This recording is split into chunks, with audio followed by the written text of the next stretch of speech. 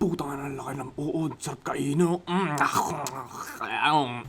Yeah. Putong yaw. Yung mga kinakain ni Bear dito sa palabas na to, huwag niyong gagayahin kasi isa siyang napakagagong tao. Kahapon lang nagsasabu ako tapos nakakita ako ng ahas pero tinignan niya ako ng masama kaya ito ginawa ko sa kanya.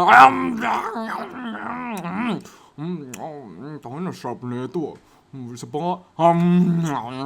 Over the past few years, I've seen him make ipis, langaw, tae, ihi, titi ng kabayo.